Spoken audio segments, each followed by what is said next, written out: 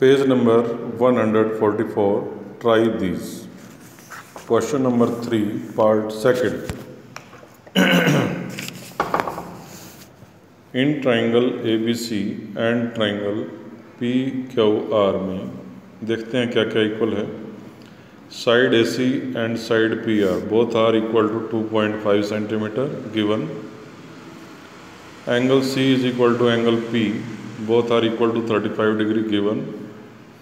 Side BC is equal to side PQ equal to 3 centimeter given. तो पहले एक एक साइड इक्वल है, फिर एक एक एंगल इक्वल है और फिर एक एक साइड इक्वल है. तो ये बन गया side angle side congruency rule. तो देयरफॉर इस रूल के according triangle ABC congruent triangle RQP reason SAS congruency rule. यहाँ हमने RQP क्यों लिखा, PQR क्यों नहीं लिखा? बिकॉज साइड AC और RP इक्वल है. ये देखो AC और RP दोनों की पोजीशन सेम होनी चाहिए, first third. Angle C angle P, angle C यहाँ थर्ड प्लेस पर है तो यहाँ P भी थर्ड प्लेस पर होना चाहिए. BC is equal to PQ last two BC, तो PQ भी लास्ट टू में होने चाहिए. PQ भी एक ही बात होती है. तो इस प्रकार से दो ट्राइंगल्स को हमने कॉन्ग्रुएंट करके लिखना है और ये उसका सिंबॉलिक फॉर्म है. Third part, in triangle DEF and triangle PQR DF equal to PQ equal to 3.5 centimetre given. Angle F equal to angle Q equal to 40 degree given. Side EF equal to side QR both are equal to 3 centimetre given. Therefore triangle DEF congruent triangle PRQ. यहाँ PQR क्यों नहीं लिखा? क्योंकि side DF PQ के equal है. DF first third place पर है तो PQ भी फर्स्ट और थर्ड पर रहेगा. Angle F angle Q, angle F third place पर है तो Q भी थर्ड प्लेस पर रहेगा. EF equal to QR, EF last two तो QR भी लास्ट टू रहेंगे. QR RQ एक ही बात होती है. Side angle side congruency rule. तो इस रूल के अकॉर्डिंग दोनों ट्राइंगल्स कॉन्ग्रुएंट होती हैं.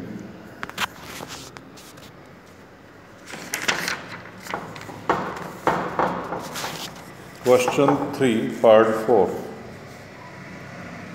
In quadrilateral PQRS, PR is diagonal and we have to tell which of two triangles are congruent. In triangle PRS and triangle RQP, इन दोनों में क्या क्या इक्वल है? SR equal to PQ.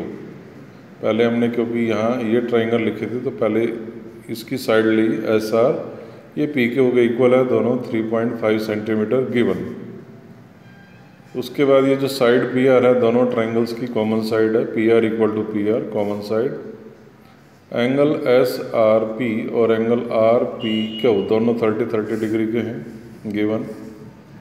तो देयरफॉर triangle PRS congruent triangle RQP reason side angle side congruency rule.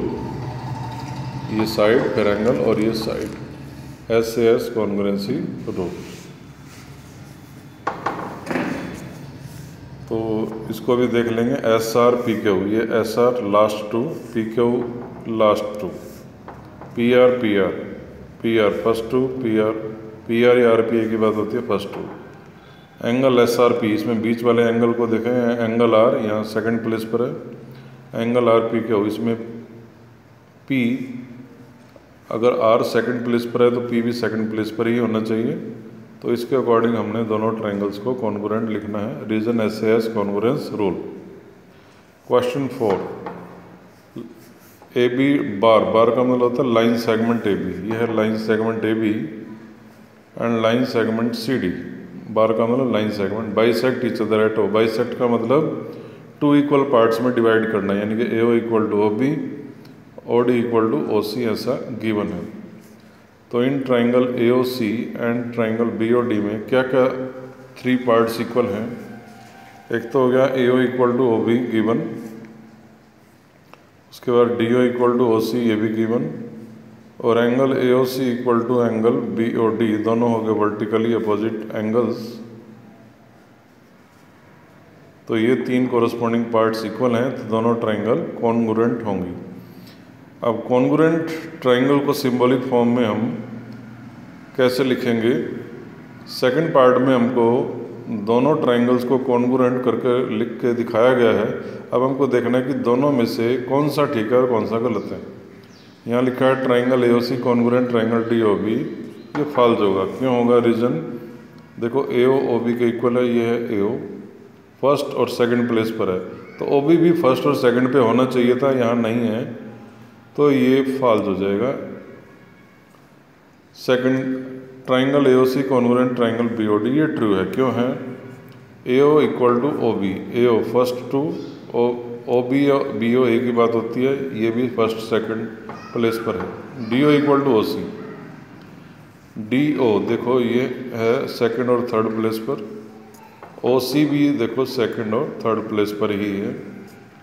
Angle AOC equal to angle BOD, बीच वाले angle को देखो, एंगल O यहाँ सेकंड प्लेस पर है, यहाँ भी सेकंड प्लेस पर है, तो इसको हम कहेंगे ट्रू।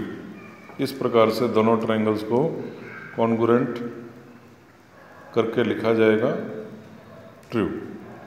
तो आज हमने पेज 144 पर क्वेश्चन 3 और 4 के सारे पार्ट्स किए। यही आपको आज फेयर कॉपी में सॉल्व करने हैं। Thank you.